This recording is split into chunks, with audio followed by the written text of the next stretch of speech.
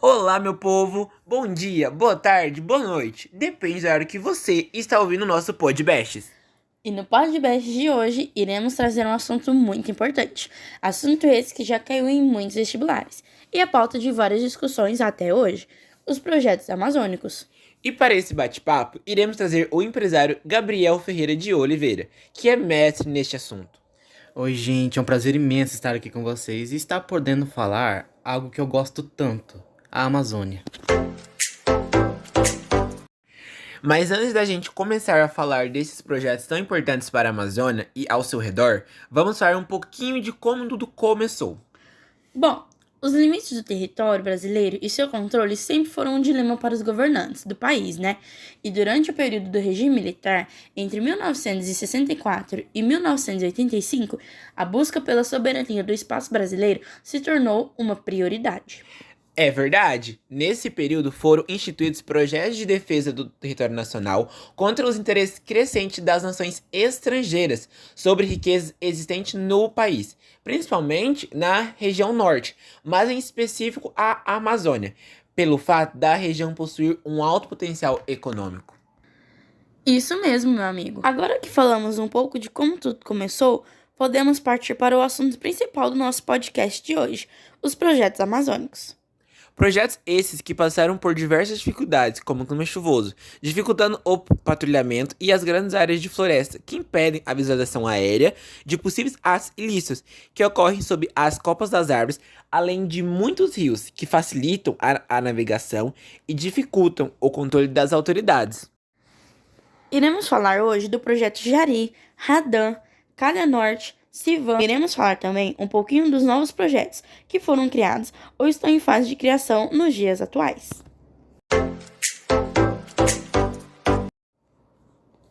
O nosso projeto a ser falado agora é o projeto Radan. O projeto Radan ele foi operado entre os anos de 1970 e 1985, no âmbito do Ministério das Minas e Energia. Foi dedicado à cobertura de diversas regiões do território brasileiro, em especial, claro, a Amazônia, por imagens aéreas de radar captadas por aviões.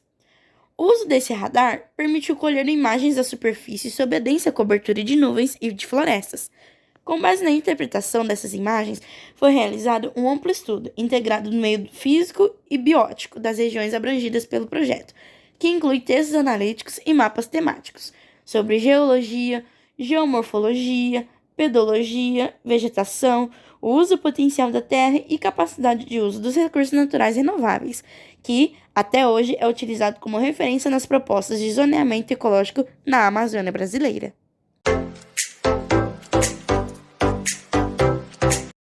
Agora que a Bruna falou um pouquinho sobre o projeto Radan, vamos falar sobre o segundo projeto, Projeto Jari.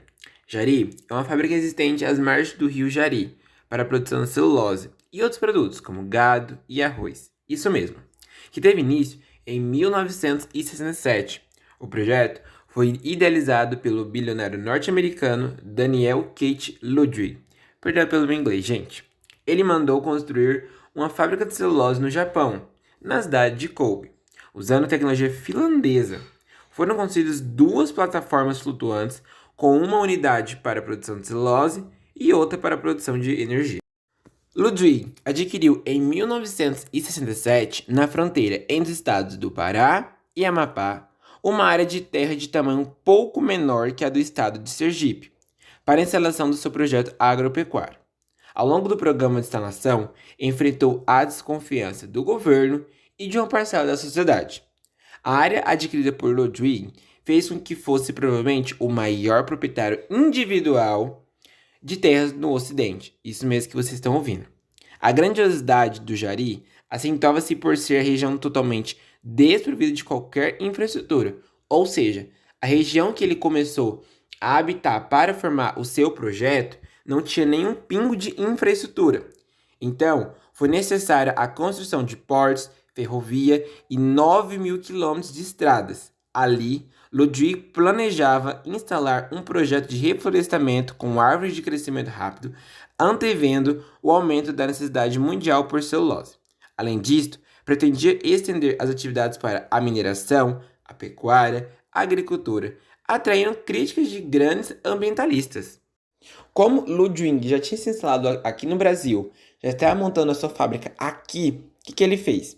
Ele rebocou a sua fábrica de celulose do Japão aqui para o Brasil, num percurso de 25 mil quilômetros, que durou aproximadamente 53 dias a ser concluído.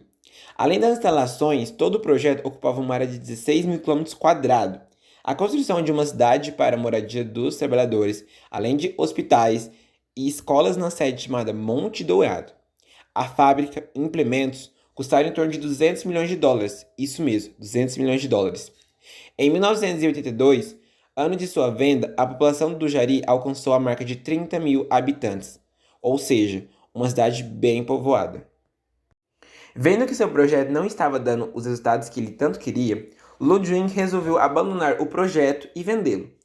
As negociações envolveram o homem forte do regime militar e cogitou-se também vender para o Banco do Brasil, exatamente, para o pol de empresas e para o empresário Augusto de Azevedo Antunes. Até o começo dos anos 1980, Ludwig declarava haver um gasto de 863 milhões de dólares nesse projeto. Exatamente, meus amigos, 863 milhões de dólares. Atualizado em 1981, viu? Para 1,15 bilhões no ano 2000. Depois do ano 2000, passou a ser controlado pelo grupo Orsa, de modo que a Jari Celulose não somente tornou-se economicamente viável, como também mostrou-se sustentável, recebendo certificações em 2004. É isso mesmo.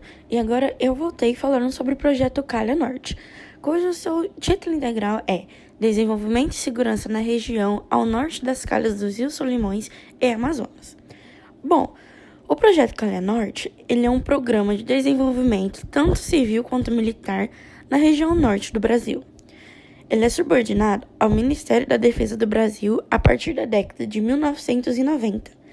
Ele foi criado no início do governo de José Sarney, em 1985, tendo como objetivos fundamentais tanto a proteção quanto o povoamento das fronteiras do Brasil com a Bolívia, com o Peru, a Colômbia, a Venezuela, a Guiana, o Suriname, a Guiana Francesa na região amazônica. As Forças Armadas tiveram um grande envolvimento na execução deste projeto.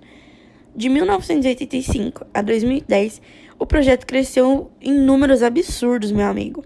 Segundo o Ministério da Defesa, o programa durante a década de 2010 atendia a 379 municípios em 6 estados, sendo que, destes, 167 municípios ficam a 13.938 quilômetros da área da fronteira, com 160 quilômetros de largura ao longo de 6,5 mil quilômetros de fronteiras com os países vizinhos.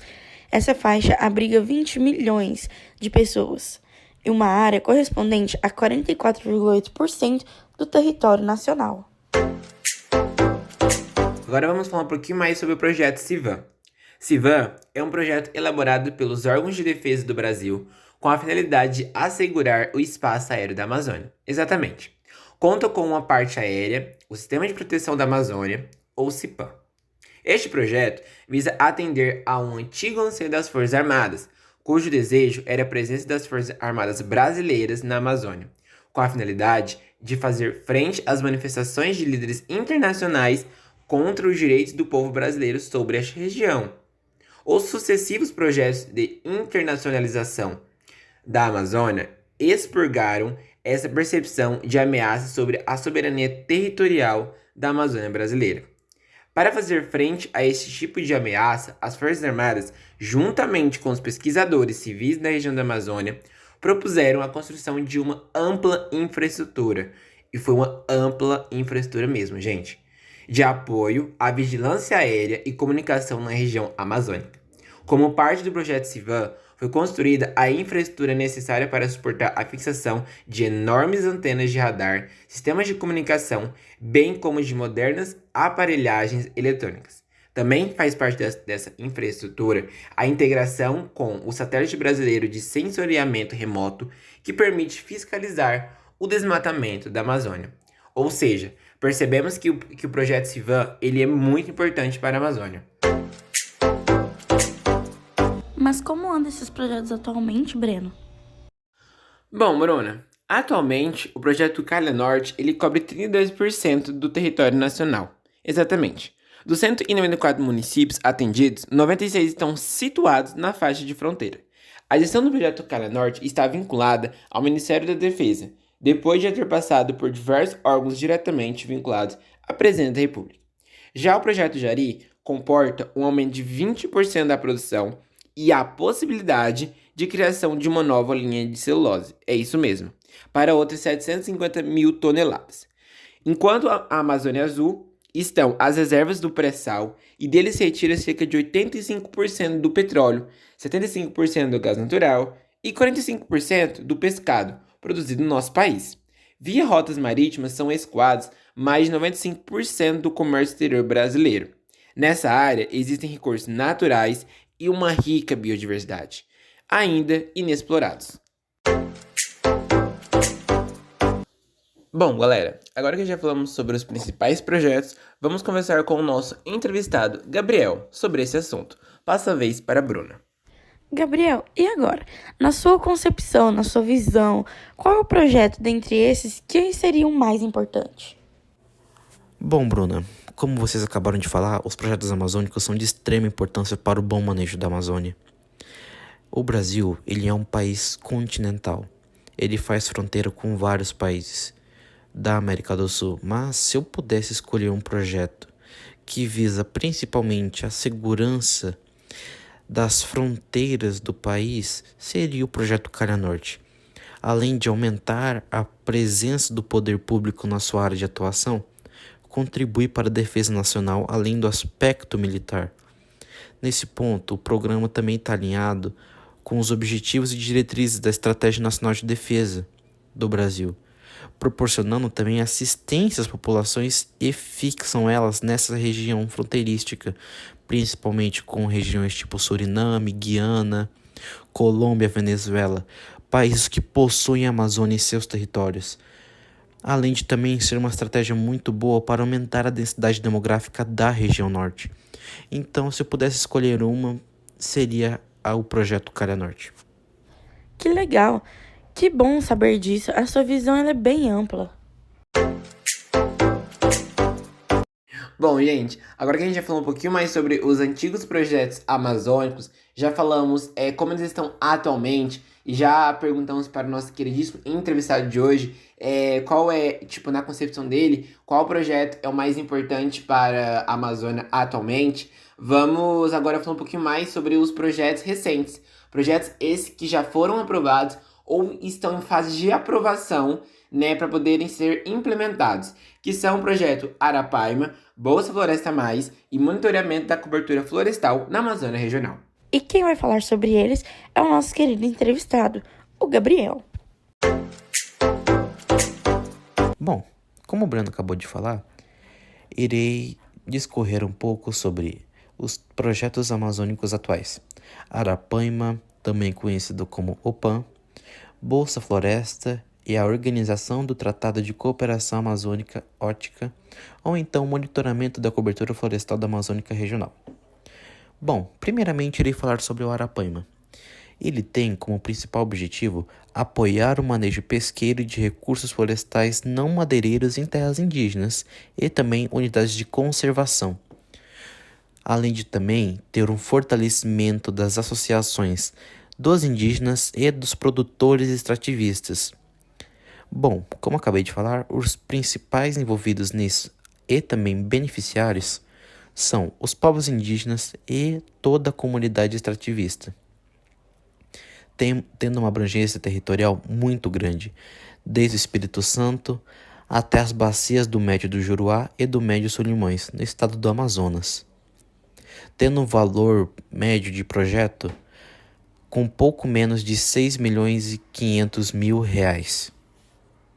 O projeto Bolsa Floresta, também conhecido como Fundação Amazonas Sustentável, tem como objetivo dar continuidade ao projeto criado em 2007 pelo governo do Amazonas e que em 2008 se tornou da FAS, que seria a Fundação Amazonas Sustentável, que seria também ampliar as ações do programa de Bolsa Floresta em unidades de conservação lá do estado do Amazonas, por meio de apoio e desenvolvimento de pequenos empreendimentos e arranjos produtivos florestais sustentáveis, a captação de lideranças e fortalecimento das associações de moradores locais para a gestão de projetos ambientais, sociais e também geradores de renda, tendo como principais beneficiários desse projeto não só as populações dessas unidades de conservação, também as populações ribeirinhas, que são populações que majoritariamente vivem em situação de pobreza ou miséria extrema,